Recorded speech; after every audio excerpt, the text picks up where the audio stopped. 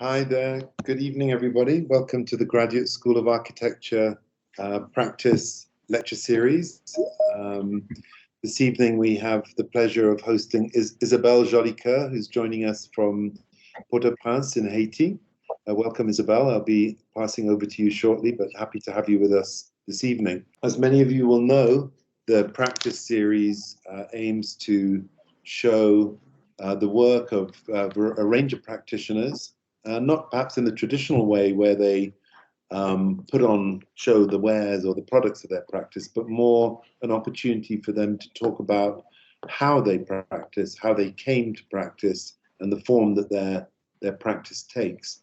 We've had Dixon Adoeje, Kalisa.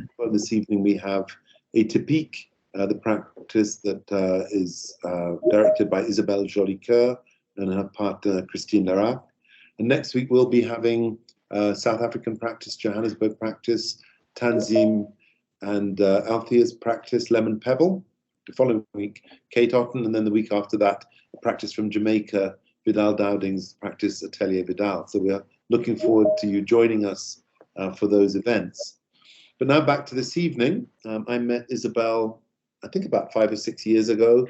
We met at a conference in the Caribbean in Martinique, and I was really impressed by her and her partner Christine's enthusiasm, their engagement with the work they were doing in Haiti, and also the way that they managed to, in a way, locate their practice globally, whilst being able to focus on what they were doing where they were living. I've been to Haiti. It's a beautiful place, really absolutely stunning place with a lot of charm, beauty, and great qualities to it, but also a complex place. And as young practitioners, I think they were confronting in their work some of the challenges presented by working in a place that's not so obvious or not so clear, that doesn't make present or obvious the channels for architectural practice. I admired the way they approached that and the way that they've continued to develop creative, collaborative ways of working, of generating architectural projects in all sorts of forms, not just in built forms, but through discourse, through dialogue, and through many other innovative ways of practicing. So I'm going to let Isabelle do the talking this evening. And as I said, she will give her presentation. And then afterwards, we'd love to have your comments, your thoughts, or your questions on what she's presented. So Isabelle, bienvenue. Welcome to the GSA. It's a pleasure to have you here, albeit not in person, but virtually. But maybe, hopefully soon, we can have you here in person. I'm going to hand over to you to make your presentation. Thank you. First of all, I would like to thank Mark Raymond for inviting me. It's a pleasure to be here and give you a little bit of sneak peek into how we work as architects in Haiti. So a little bit about me. My name is Isabelle Jolicoeur. I'm a Haitian architect with a bachelor's and master's degree. This is me on the right. On the left is my business partner and friend, Christine. I'll talk a lot about her in the presentation. Together, we created Atelier Co-Lab, which is an architecture firm based in Haiti in 2017. So even though we're both born and raised in Haiti, we're both exiled souls. I was living in Montreal and Christine was living in the Dominican Republic in Santiago. We bonded over our similarities. We're both 90s babies, and we have lived through the 2004 crisis in Haiti when the country was in the grip of a dictatorship. We had come to get used to what will be the troubled landscape Haiti has known for the last decade. So roadblocks, protests, and schools being closed down, which made us very happy as kids. But we also had learned to love deeply this little country of ours that started out as the first Black republic and whose history is a mix and an entanglement of corruption, revolution, resiliency, international meddling, but also natural disasters. And last but not least, we bonded over our love of architecture. And so Christine and I, we met in 2016, and we started toying with the idea of opening our own firm. But at that time, we were both on track for different career paths. Christine, when she finished architecture at the university, in her true entrepreneur spirit, she opened up her own business right off the bat without having a 9-to-5 job, which is called Intensive House. And it was a co-working space where design students could come to work, learn, and be inspired by other creative minds. But also where students and teachers from alma mater, old school, were trained in softwares. So she was teaching new students to learn new softwares. I myself, I was finishing up my thesis project for my master's at the University of Montreal in Canada, where I lived for 10 years. And my thesis project was actually an art museum in the south of Haiti, which I was very passionate about. This is Christine in her natural element habitat, if you will, on site and on her feet. She had just come back to Haiti from the Dominican Republic, kind of unexpectedly after a family emergency. And so she had started doing a few projects here and there. Here she is on a scaffold on a project she was both designing and building with another designer. At that point, we just had met, and I was coming to Haiti just for the holidays, and she was showing me around and trying to entice me kind of to come back to Haiti. For my part, in Canada, I was wrapping up a career in Montreal that spanned from 2010 when I finished my bachelor's to 2017 before going back to Haiti. I had the opportunity to work in a few well-known but small-scale architecture firms. I had made the decision after my bachelor's not to go to do my master's right off the bat, but to work during 3 years before continuing up with my master's. Because after 3 years of bachelor, I felt like I did not know how to put together a building, or I did not know a lot about architecture or how actually spaces are put together. So these years working before my master's were actually really eye-opening for me and allowed me to experience firsthand the inner workings of an architecture firm, from the administrative elements to the supervision on site, but also the collaborative spirit and what it takes as a team to do architecture. So this is me in my natural element, so preferably behind a desk in an office space. And so this is me with a few colleagues from my first job in Quebec, Montreal. Together, we had previously collaborated on projects with Aetypik that I'll talk about more later, which is a platform that I created in 2015. And we also share the same values and the same passion to share all things architecture. However, I still had a few things to resolve back in Canada. Like I had to obtain my architecture license, which meant passing 4 exams in the fall of 2017. So we were discussing it, but we were not entirely opening our architecture firm. This is around the same time that I actually met Mark Raymond, and because we were invited to the 2017 Caribbean Architecture Biennale, and I was asked to give a presentation. The theme that year was natural risks and resiliency. So we thought a lot about what two young architects from Haiti should present at a biennale where we were surrounded by more experienced peers that had a wealth of knowledge on parasysmic design and other risk-related challenges. So we chose to talk about the social implications and role of the architect in our society. This was a way for us to think about what we were already doing with Aetypik as a platform and how we wanted to position ourselves as new architects in Haiti, even before opening our firm. It was the beginning of a never-ending thought process on why and how we could architect, specifically in the Caribbean context. But what really convinced us to start the firm was actually a call for tenders for what would be the biggest architecture competition to date in Haiti, which was the one for the reconstruction of the National Palace that had fallen after the earthquake, the major earthquake that we experienced in 2010. So it was an international competition where local architects were greatly encouraged to partner with international architects in order to form a team. So we went ahead and wrote an email to Mass Design Group, whose award-winning work in Haiti we sincerely admired. And very much to our surprise, we got a positive answer. So we started to put together a team comprised of us as Atelier Co-Lab, Mass Design Group, Macazan Partners, which was responsible for the renovation of Le Marché en Fer, which is an important heritage iron market in Haiti.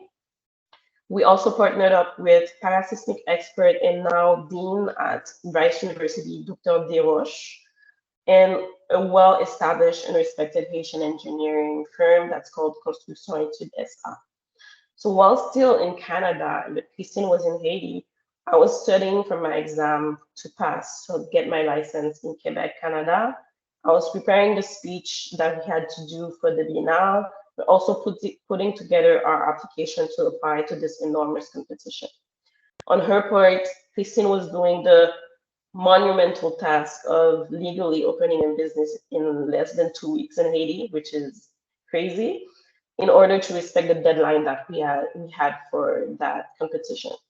It was very thrilling and very exciting, but spoiler alert, we were not chosen.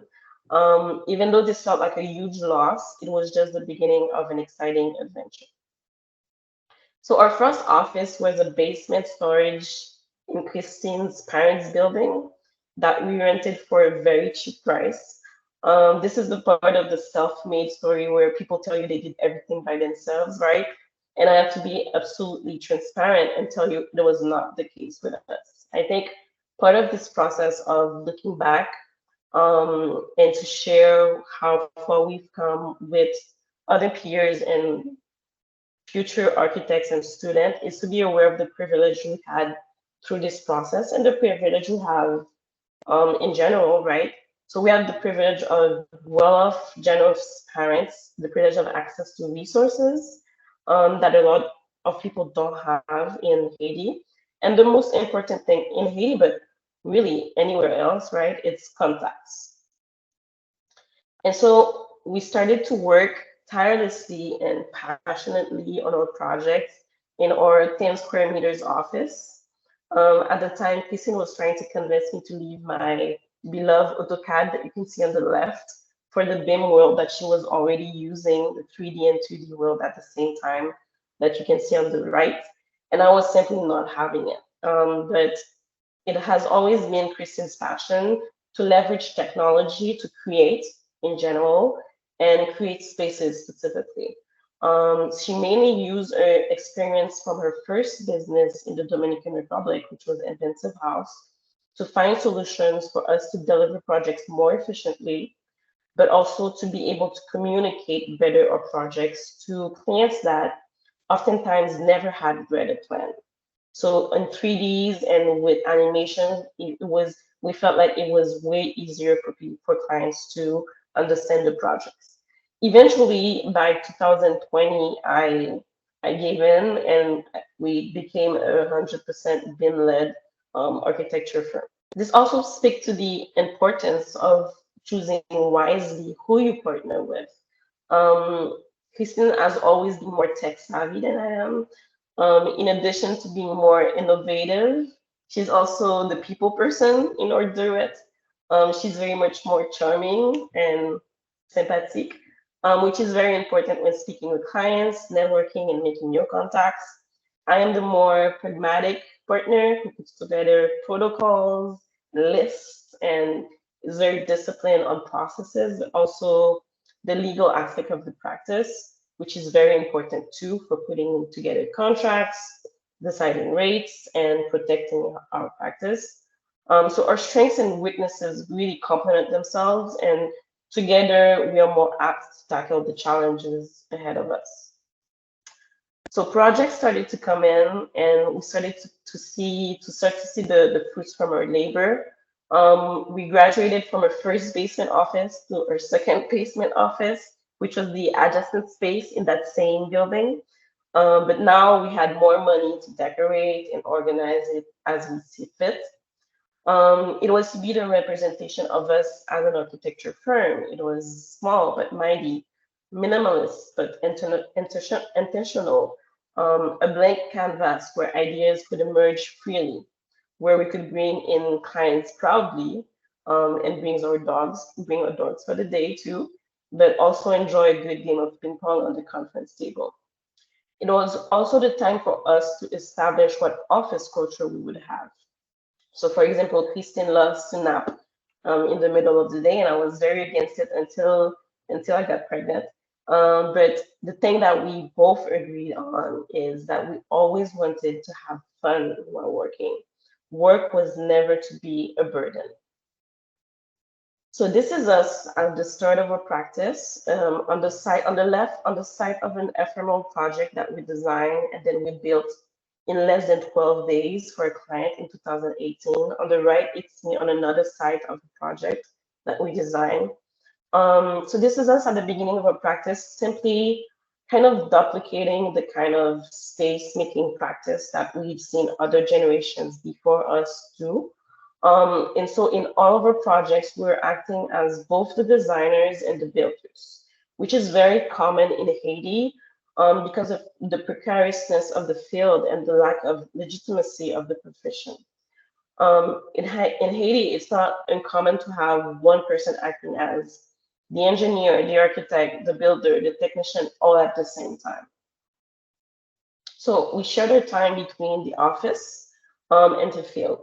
It was truly exciting to see our ideas come into reality, but also we had to navigate a man-dominated construction world and try and assert our authority on technicians that were most of the time twice our age. All of this while putting together the administrative structure of a typical architectural firm. Knowledge that I had personally taken from my experience working in small architecture firms in Quebec. All the while, we had to find clients and convince clients to hire us. But at one point, we asked ourselves what kind of company we want to be, what kind of architects, critical thinkers we're going to be in that space. In short, what kind of impact we wanted to have. We quickly realized that we could not be architects in a traditional way. Well, at least we didn't want to be. We realized that we had to go beyond the normal cycle of a building, which usually is concept, construction, and use. And so we started with what we represented at first. We were young, we were passionate, we were women in a men-dominated field. We were definitely feminist and a little bit rebellious, tech savvy, like I said, fiercely Caribbean, Haitian, and proud of our heritage.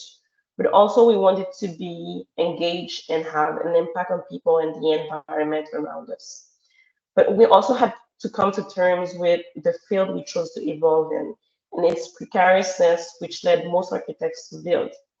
So I knew personally how to create space in Montreal with its regulations, its rules, and its climate.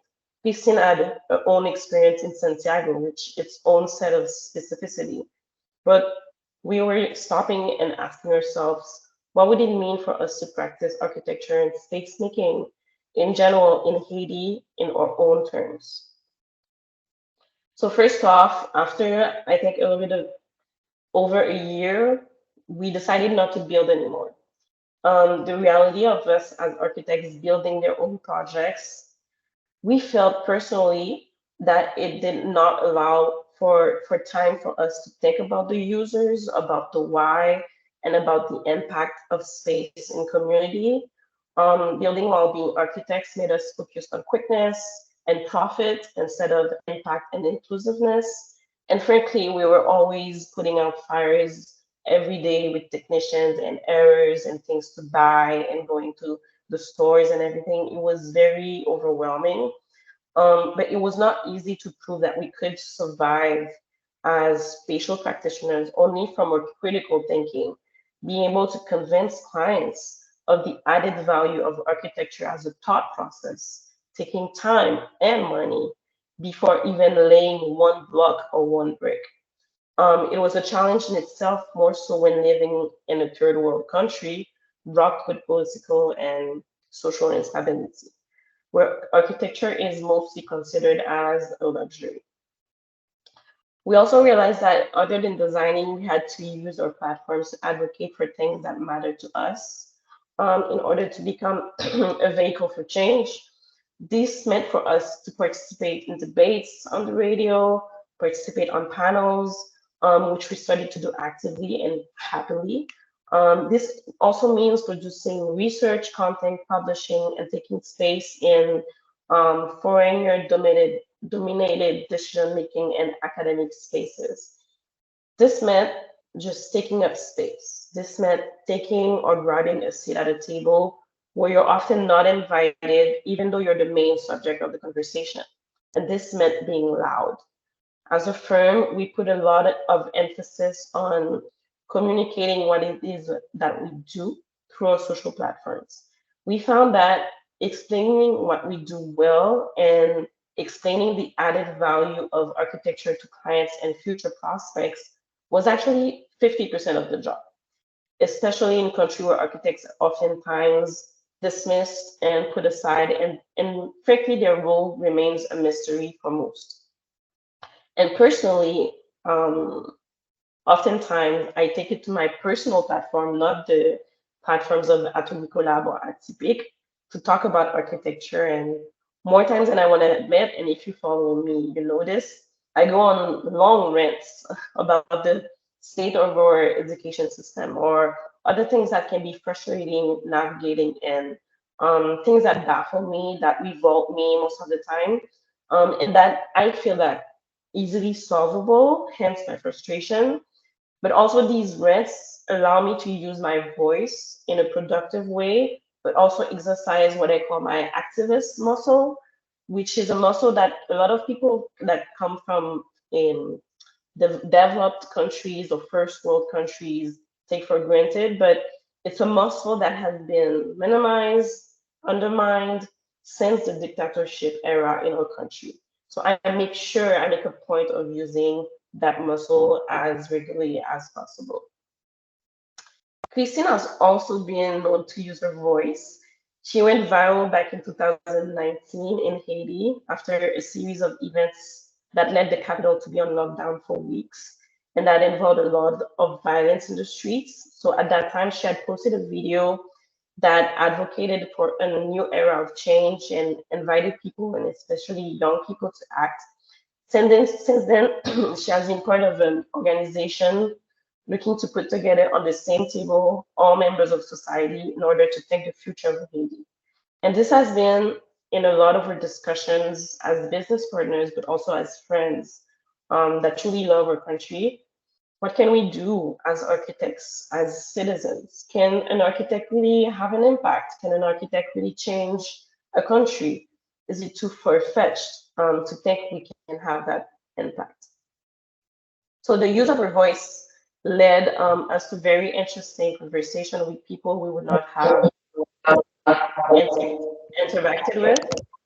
And all these discussions on my part inspired me to write another way to advocate for architecture. So these are a few of articles that I had the chance to write. I had written an article on the lack of involvement of Haitian architects into the reconstruction process after the major earthquake in 2010. So the article highlighted how most of the now built buildings were created by foreigners while dismissing local architects. The article echoed the sentiment of a lot of Haitian architects and allowed me to realize that we cannot speak of space making without talking about power and the influence of external forces. We cannot teach space making and architecture in general without talking about Western meddling and imperialism. We cannot speak of space without talking about the accumulation of wealth and power. And more broadly, what it means to advocate for community over power, advocate for performance, what does a space must accomplish instead of what it looks like from the outside, the focus that we usually have on, and identity over the aesthetic of power, which are in this case the the classical columns that we've seen everywhere in the buildings that have popped up since 2010 that were built by foreigners. All in all, we cannot separate space making from politics. So Christine and I, we were working on Aetypik before Atelier Co-Lab. So Aetypik was created in 2015, and Atelier Co-Lab was created 2 years later.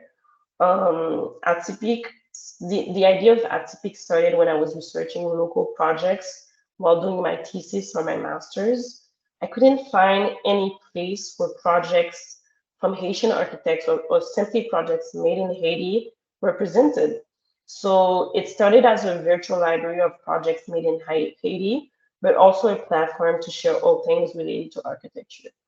But after that, a little bit when Christine started to get involved, it became much more when we decided to organize events locally in Haiti. And these events would create bridges between generations, the older generations and the younger generations, between the academic world and the construction world, and so on. Our events were free, inclusive, and would aim to bring subjects like art and architecture to a wider audience. This is part of the theme of Aetypik at the end of an event we organize. That event particularly is very important to us. So after not being selected for the National Palace competition, we managed to get invited to attend the presentation of the 5 finalists. The people in attendance were part of a select group of important and influential people, right? Somehow it never crossed anyone's minds to organize a public presentation of the selected projects. So this is just what we decided to do. And we decided to do it ourselves. I think the formal presentation was on Monday, and our presentation, public, free, and inclusive, was on Thursday. So in just a couple of days, we put together this idea, and everyone was telling us that it was crazy and we wouldn't have time. And even people were questioning why we were doing it. And we had to convince some of the participants, some of the finalists, to present because they were scared to present it publicly, which was, for me, it didn't make any type of sense. So we put that event together where almost all the participants came and presented their proposals and answered to people's questions. After all, it was the biggest competition to date organized in Haiti for the most symbolic building in Haiti. This was our most attended event, which truly showed that we must introduce the subject of space making and architecture into the public discourse outside of our sacred universities and high places of thought, and include the public more in these conversations. I think maybe the public was 50% architects and 50% people that were not architects. So that showed really the interest in the subject. And for us, Aetypik became another way to be advocates of architecture outside of a traditional space making practice. So even before I came back to Haiti in 2017, Christine and the other team members organized multiple events, from visits of a newly renovated heritage house, we call them gingerbreads in Haiti, to horizontal multi-generational workshops that would intersect different fields. So we had people coming in from the finance world, the ecology world, in addition to architects, to rethink the usage of sidewalks in the community. And our biggest reward throughout these events that we organized was bringing people together and making their work visible for more people. Like these students from an Atelier Co-Lab, which is a school workshop, we're rebuilding piece by piece a heritage house while gaining the skills to continue the preservation efforts of an entire neighborhood of what we call gingerbreads. And somehow our bridges started to breach the geographical limits of our country with collaborations with other schools and other organizations elsewhere in the world.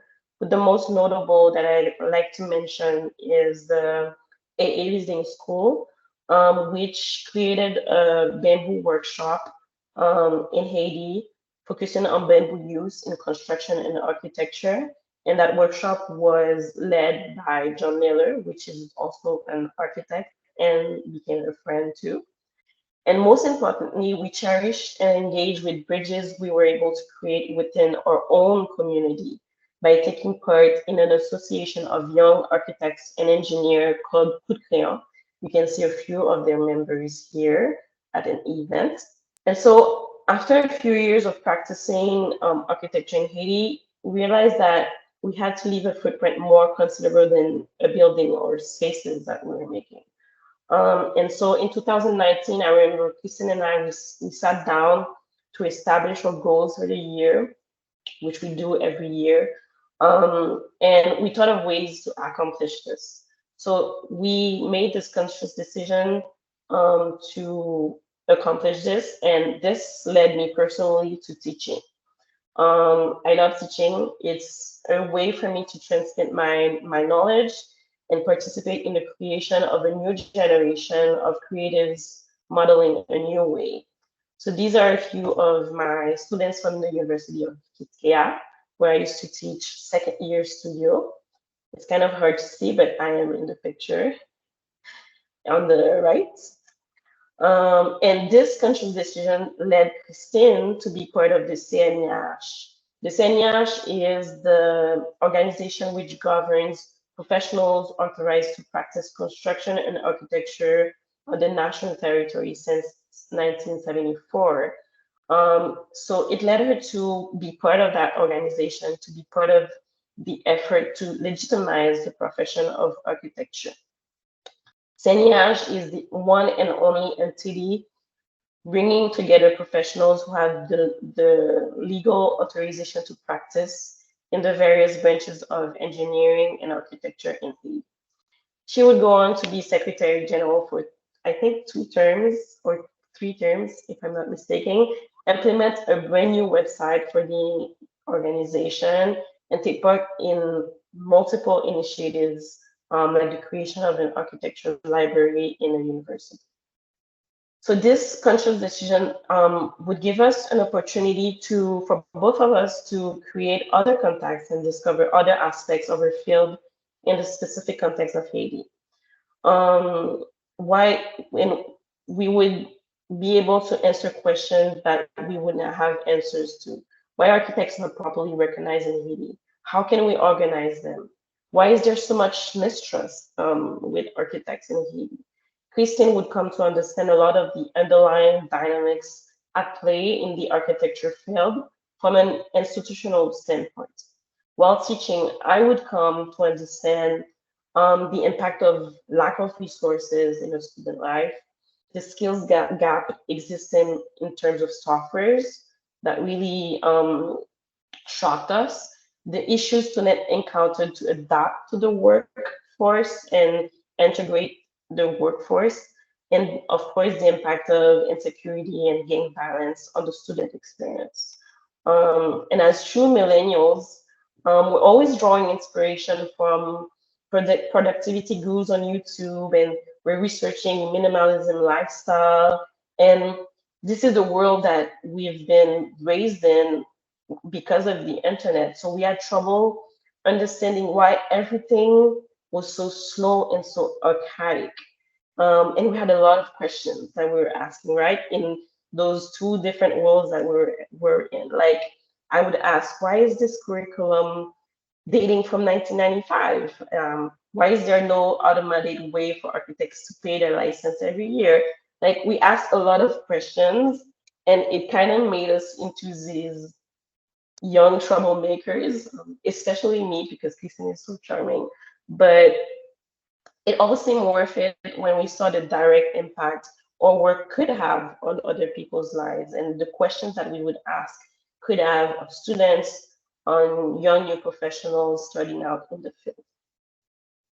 It also allowed us to navigate multiple rooms that we wouldn't be in otherwise, with professional and academics twice our age, that could be literally our parents, from which we could definitely learn that we definitely came to respect and appreciate, all the while still not understanding why things could not go faster, quicker, and more efficiently in both the teaching world and the organization world. So at a time where Haiti was living through, and is still living through, an unprecedented amount of gang violence and general political and social instability, it felt like a smaller version of what we were living as a population, a society led astray by people that were in power for a long time with archaic methods and with no motive to see things go forward and holding on for dear life for that power. And the young talented student that you see in the picture, and these young people that we encountered throughout this process that felt like were left in the crossfire.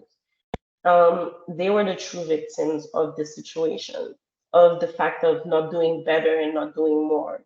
The work was and still is for them the succession that Haiti needs.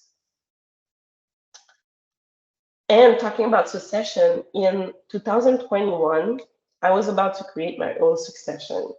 There was another new aspect of me as a person that I was about to discover, and it was motherhood.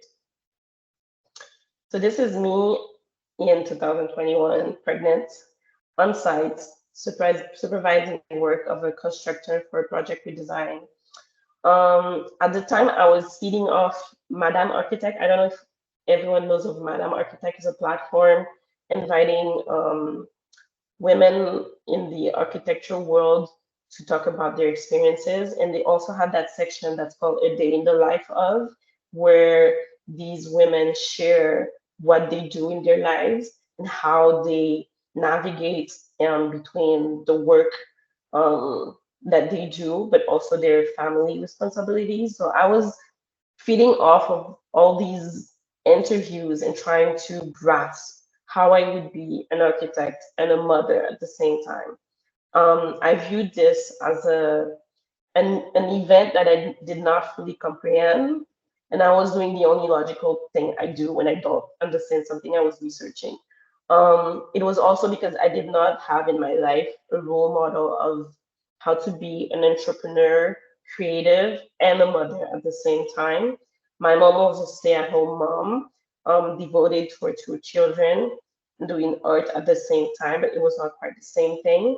Motherhood is not something that is widely discussed in the architecture, workaholic, productivity driven world I had experienced before.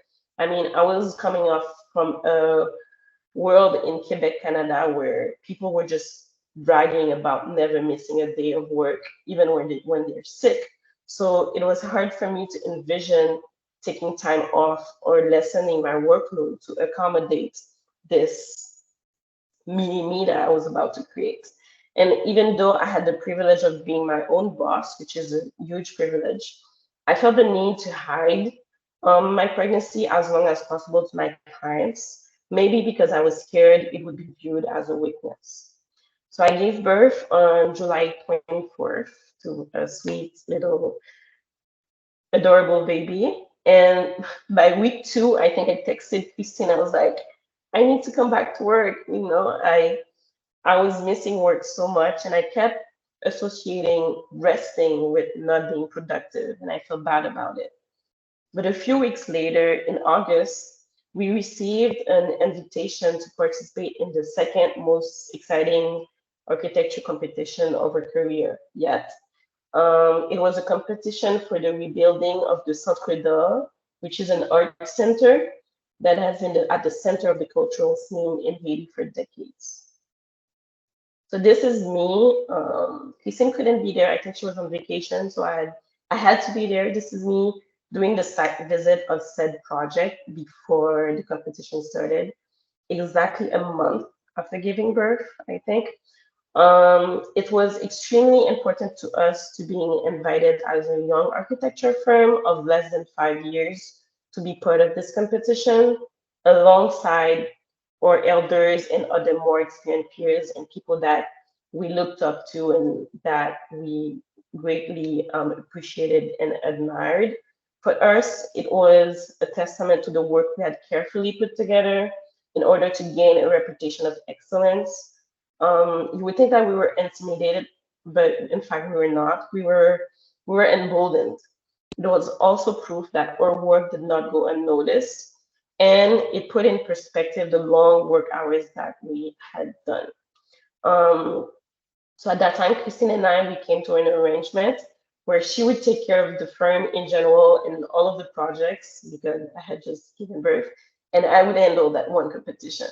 I was the general project manager just a few weeks after giving birth. So we put together a very cool team comprised of an expert on the heritage architecture and a structural engineer, and also a landscape architect and a mechanical engineer.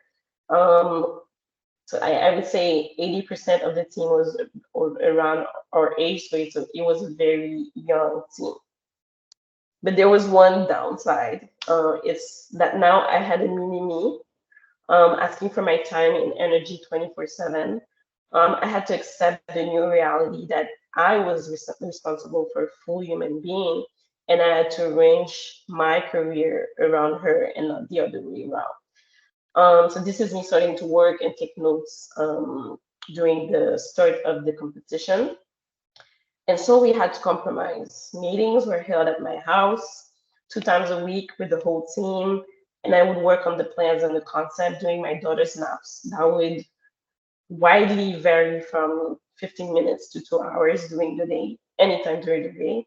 So we had posters pinned on the wall at my house to test the visual strategy that we had chosen. We had discussions. It was a very exciting time, and it helped a lot that we were all friends in the team of the same background and just very passionate about the project. But it was a very different way of doing what we call a charrette, which is a very intense time of designing and producing a final product to present.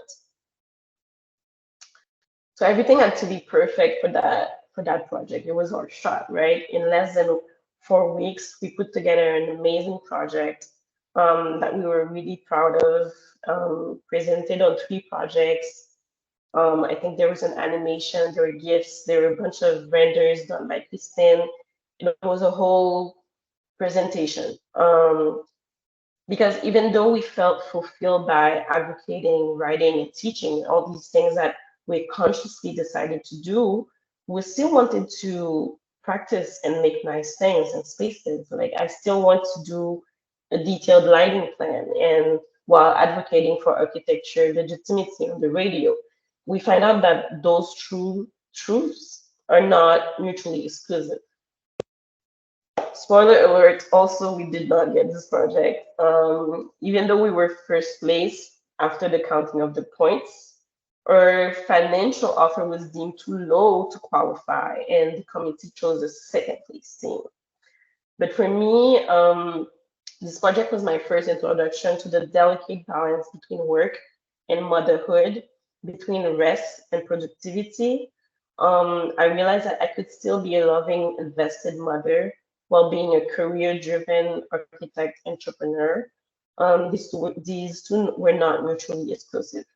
I also started to learn how being a mother could inform my work in architecture. And so, to part with you guys, this is what I want to say. This is our 5th year as a small architecture firm doing things we think a little bit differently. It seems like every year came with a set of challenges and difficulties. We had to present to a client once with rocks being thrown at the building at us. We spent months on hand at home working because we could not go out because of insecurity. And we had felt the depth of the precariousness as creatives living in a third world country that they fiercely love. But the past years have also been extremely rewarding, in part because of the freedom of creation that we have and that is allowed, the freedom to allocate our time and energy as we see fit, and how it aligns with our values and principles, the extremely gratifying feeling of working with your very best friend. And so it's always it always seems like the work used to go towards nice and perfect images of the spaces we make, right? When in reality, the work goes towards the people along you with along you in this journey, towards community, towards the people that define the Haitian experience. This is what stayed with me the most for the past 5 years and that I wanted to share with you. Thank you for listening, and I look forward to your questions. Thank you so much, Isabelle, for that very amazing and insightful presentation. I'm sure everyone enjoyed it. So we will now move on to the Q&A session. So we have Interland Fowl, who is our making coordinator and also our Unit 7 leader. Jalan, would you like to maybe turn on your camera? And please feel free to feel free to put your question in the chat or raise your hand. There's a little emoji with the hand at the top. And we will, Jalan will field the questions. Thank you. Hi, Isabelle. Thank you so much for your presentation. I really enjoyed the passion, intentionality, and scope of your practice. It was really interesting to see. And I loved the fact that mother then came at the end of the slide. So you've been receiving lots of comments in the slide, and I'll just go through to the first one. I think it was from Heather. How do you feel about hosting design build workshops, such as the AA1 you show? There's been much debate about the nature of these exchanges in terms of unequal power and resources in the exchange. I would love to hear your opinion on the value of these exchanges. I understand where the question is coming from. So personally, we had experiences with people coming from outside of Haiti that fell in love with Haiti and were very conscious of them being from first world countries and not wanting to dominate or impose their decisions. And it's the people that we bonded with and that we did events with it was always horizontal, and they were always in a position to ask questions and for it to be equally collaborative. So we didn't have this issue throughout the Aetypik platform where the collaborations that we did. And the teaching world too, I'm part of a master's on urban resiliency with colleagues from Belgium. And this question is always at the center of the discussions where, okay, we're coming from the north and the south, like how is it horizontal and the north is not telling the south what to do, and how can we collaborate? So for us, the experience that we had were very positive in that sense. And maybe in some of the paid mandates that we had with foreign organization, the power dynamic is different. But throughout the Aetypik events, it has been very amazing. Have you done some of the exchanges the other way with Haitian students going overseas? Not yet. I think it will be a dream. It will be very.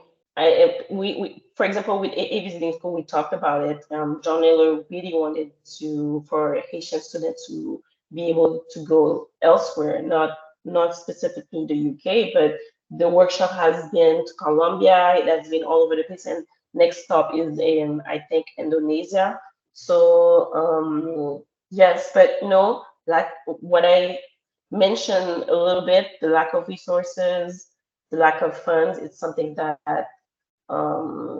is very hard, and we're trying to find ways around it to be able to give students the experiences of traveling and having those experiences. Yeah, and then on the question of money, as always, Joy says, I appreciate the challenge of running a practice and life and doing things differently, but how do you get paid regularly?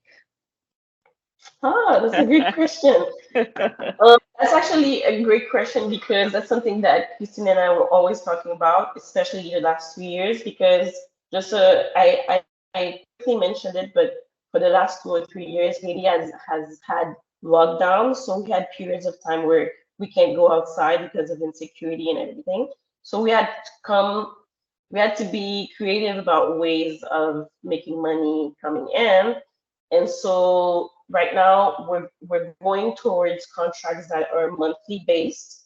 We're trying to go towards those kinds of consultations or contracts where we provide a service and we have an income that is more stable, that's coming in every month.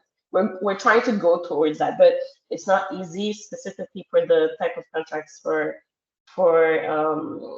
projects. It's, you know, it's the 3 phases. We have 3 phases of design, and then you have to wait for the client to approve.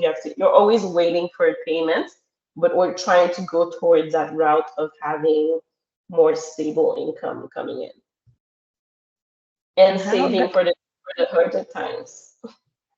And how have the clients received that? We provide services, right? So there's a mind shift. The first mind shift to operate in the client's minds that oftentimes, and that's why I said that communication is key, they think it's a piece of paper, right? It's a plan. No, you're gonna provide me a plan. Like, so there's a mind shift that we have to create to explain that it's not a plan, it's services. So it's a accompagnement, how do you say that? You accompany clients into the process. So with this mindset, we're trying to see, okay, if it's a long-term project, maybe we could do this as a monthly service based, you know, and then we're trying to see how it could be of an added value to the client, but also how it could be profitable to us, and it could allow us to be more stable and do our work in a more stable environment and not trying to every month run after checks. Yeah, that's a very difficult that's the bane of an architectural practice. So I think that's an amazing change, and we can all learn from that. I've got a question here from Anup. Few professionals have made the transition from working in a modern first world country, then moving to a developing country to continue their profession. What is your advice to South African youngsters who go to work abroad in the West, but often don't return? I viewed my experience in Canada like learning the most that I could. You know, I did a few small scale architecture, and why were the small scale? It's because you learn more. You know, you'll know the inner workings. You'll know about the administrative side and everything. I think my point of view is to grasp everything you can and see how it can be profitable to you when you go back. But the return has to come from the heart. You cannot convince someone. You cannot convince someone to return. It has to come from a place from the heart. But also, like Mark said, and like I think I tried to convey, Haiti is a very complex place, and I believe other places that have their own challenges, it could be complex and could be harder for youngsters to want to establish their lives there, and they see like other big countries, not big, other first world countries with more resources and more things that attract them and want to go there. But it really has to come from a place of the heart, I think, and then take everything that you've learned from those places and try to apply them to your own place. I think there's a lot of truth in that, because I think it would have been difficult for you to do everything that you've done, perhaps in another place that wasn't Haiti. And it might not have been as rewarding. We've got a question here from Rudy. What were your concerns about returning to practice architecture in Haiti? Ooh, the question's disappeared. Rudy, do you want to bring it back? In the meantime, we've got a couple of comments from Lone. Great presentation. Thank you for sharing your journey and welcome to Archi Motherhood. I love the practice of setting goals for the year. Multidisciplinary collaboration and generating public awareness, interest, and participation are particularly important in developing countries, and lots of other comments. Great presentation, Isabelle. Passion is the enemy of balance, and motherhood is a necessary leveler. Navigating priorities is a serious learning curve. Well done. And I think that's probably a really good comment on which to end. Navigating priorities. And congratulations to both you and Christine. It's been really fascinating to hear about the day in the life of an architect in Haiti that we don't often get to see or hear about on the other side of the world. So thank you so much to both of you for making time to come and be with us this evening. Thank you to everyone who was here tonight for the practice series, and we'll see you again next week. Thank you very much, Isabelle and Christine. Thanks, everyone. Thank you. Thank Good you very night. much.